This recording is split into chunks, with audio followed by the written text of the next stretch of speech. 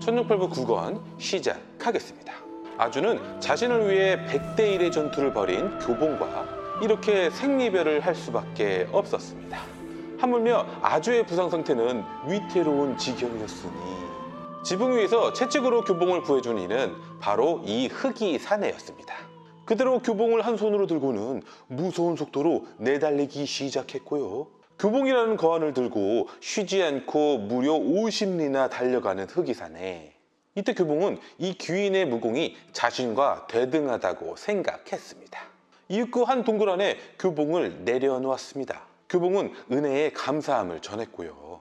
그런데 대뜸 흑이사내가 교봉의 뺨을 때리면서 말했습니다. 일신의 천하무적 무공을 지닌 자가 어찌 계집애 하나 때문에 목숨을 버리려고 했소? 라고요. 교봉은 은공의 말씀대로입니다. 가르침을 주십시오 했고 허허허 알고 보니 우직한 성격이 또 발동한 게로군 하더니 그대로 멀리 사라져 버렸습니다. 교봉은 흑이사내의 정체를 가늠조차 할 수 없었지만 동굴 안에 준비해둔 술과 양식을 먹으면서 또다시 감사함을 느꼈습니다.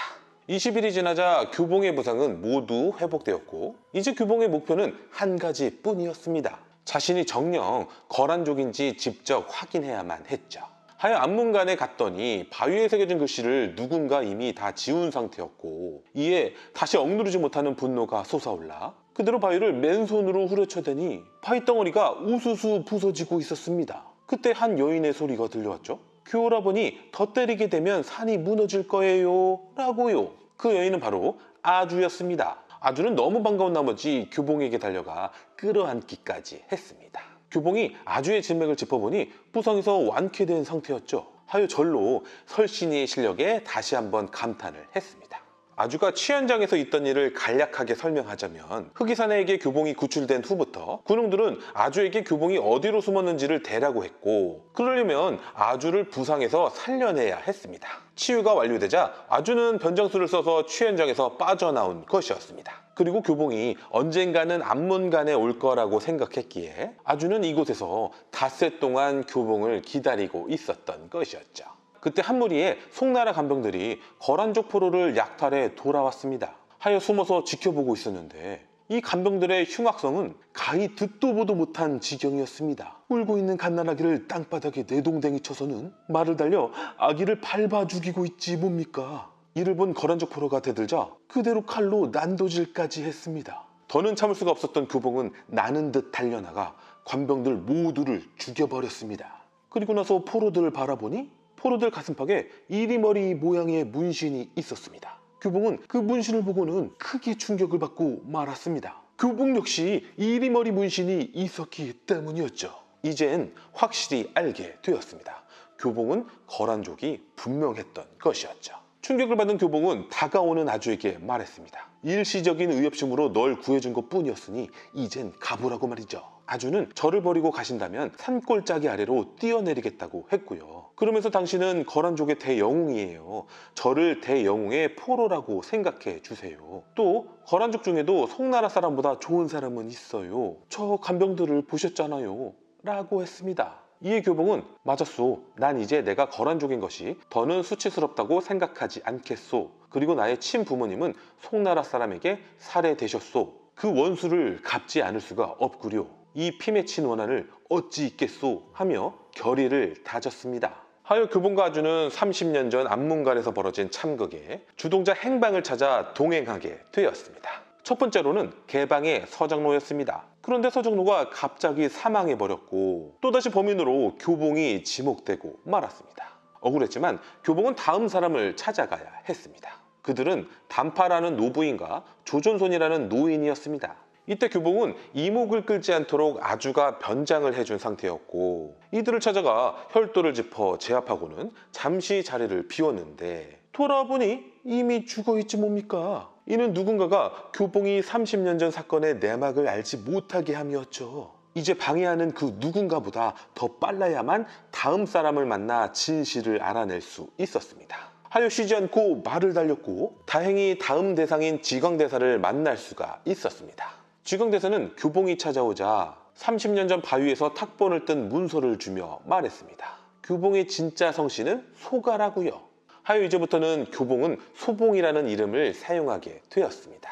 또 설명해 주었는데 내용인즉 탁본에 써있길 소봉의 아비 이름은 소원산이며 억울하게 처와 자식이 죽어 한탄스럽다는 말이었습니다. 그러면서 지강대사가 탄식을 하며 계속 말을 이었는데 30년 전 사건은 어떤 간신배의 통솔자 형님이 속아 저지른 가오라고 했습니다. 교봉이 그 통솔자 형님이 누군지 물었고 지강대사가 하는 말이 소봉이 나를 찾아올 줄 알고 있었고 와서는 통솔자가 누군지 물을 것을 예상하고 있었다고 말한 뒤 그대로 독이 든 차를 마시고는 생을 마감해버렸습니다. 이로써 서장로, 단파, 조전선이 지강대사가 죽었고 실은 소봉은 그 누구도 해칠 생각이 없었습니다. 하여 마지막 한 사람만 더 찾아가 보고 그래도 진실을 알 수 없게 되면 다 잊어버리고 그냥 거란국으로 가서 소나 키우면서 살겠다고 했습니다. 그러면서 아주에게 이렇게 물었습니다. 소는 내가 몰지만 여물은 아주가 줄 수 있겠어? 라고요. 아주는 얼굴이 붉어지면서 그러겠다고 대답했습니다. 두 사람은 이로써 어엿한 부부가 되기로 약속한 것이었죠. 소봉에게 아주란 거란족이 되어 모든 것을 잃어버린 상황에서 유일한 벗이자 또한 전부였으며 아주에게 소봉이란 목숨 걸고 자신을 지켜준 최고의 남자였으니 비록 소를 키워야 하는 고난한 삶을 살더라도 두 사람이 같이 있을 수만 있다면 그 어떤 순간보다 행복할 것만 같았습니다.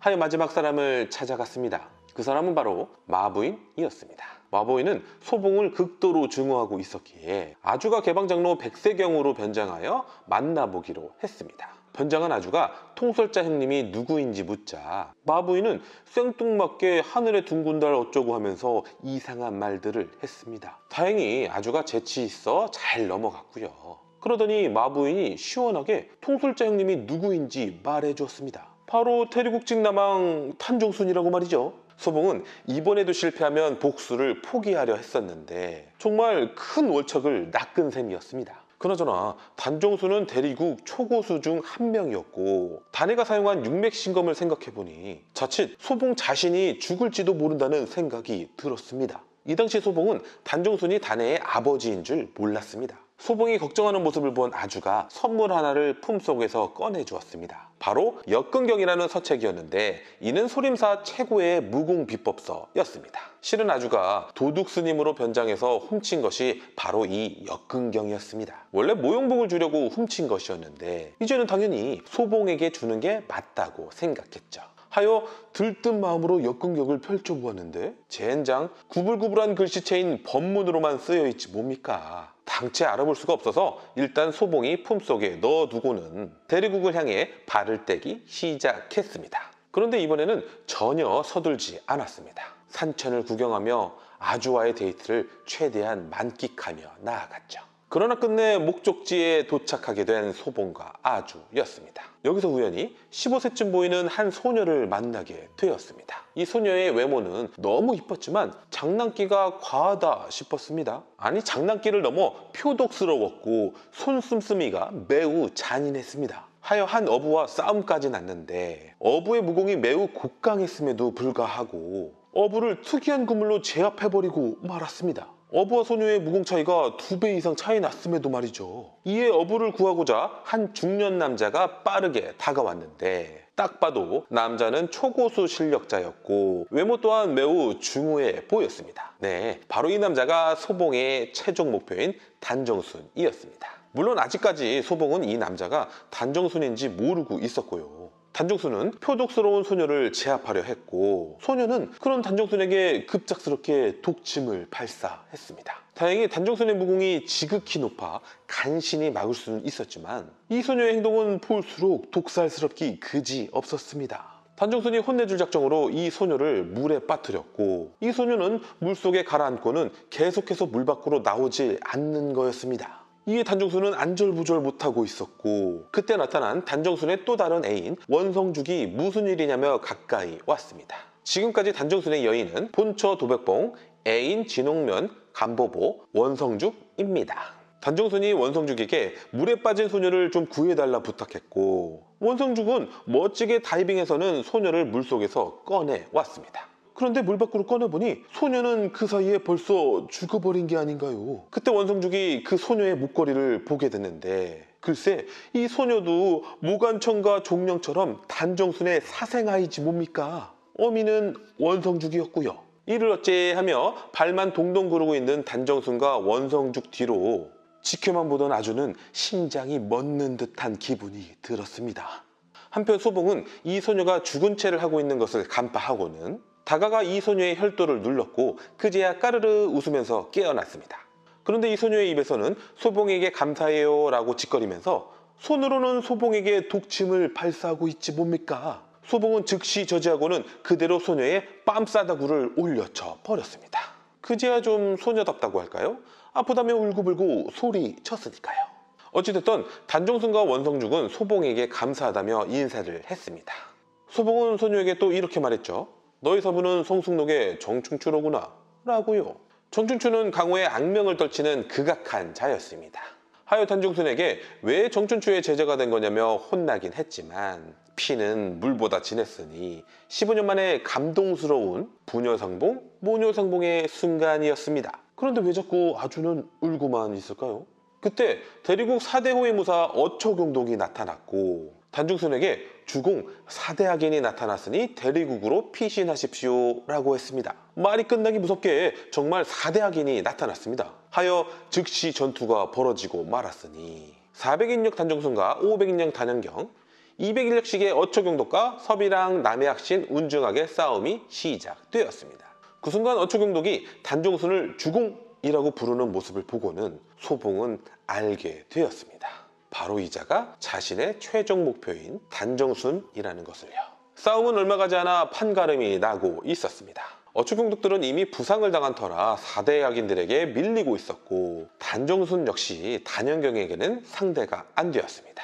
교봉은 이 두 사람의 싸움을 지켜보면서 생각했습니다. 저 두 사람의 일량지는 의형제 단해의 육맥신검에는 훨씬 못 미치는구나 라고요. 하여 금세 단정순은 부상까지 입게 되었습니다. 실은 서열상으로 대리국 황제는 원래 단연경이 맞았습니다. 다만 그 당시 단연경이 행방불명되어 단정명이 황제가 된 것이었고 이제는 이 단정순을 죽여야만 대리국을 차지할 수 있는 상황이었죠. 하여 이대로 단연경은 단정순을 사살하려 했습니다. 하지만 이때 소봉이 강룡 18장을 꺼내 들었으니 이는 의협심 때문도 있었지만 한편으로는 부모님의 원수인 단정순은 본인만이 죽여야 했기 때문도 있었습니다. 4대 악인들이 동시에 소봉에게 달려들어도 500인력 단연경이 최대 공력의 일량지를 날려보아도 800인력 소봉에게는 전혀 상대가 되지 않았습니다. 결국 단연경의 황제 쟁탈전은 실패로 끝나버렸고 그대로 4대 악인 전부는 도망치듯 빠져나왔습니다. 하여 단정순은 소봉에게 감사하다며 깊은 읍을 지었습니다.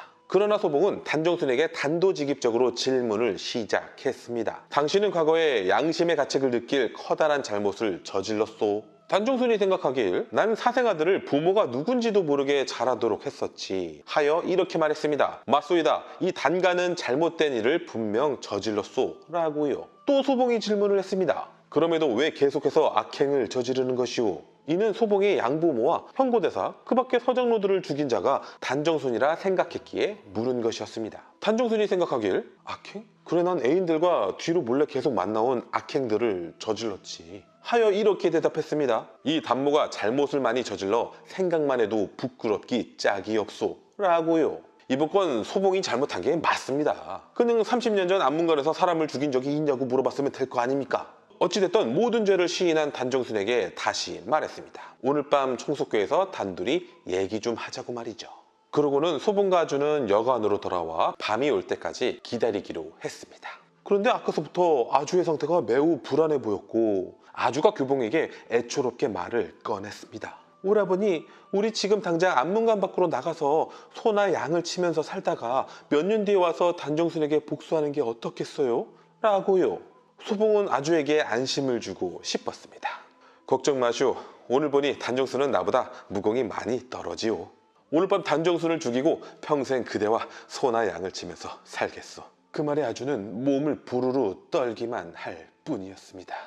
밤이 되었고 총속교로 걸음을 재촉하는 소봉이었습니다. 총속교에 도착하고는 아주가 벌써 보고 싶었습니다. 이 당시 소봉에게는 아주가 각별한 애정의 존재였습니다.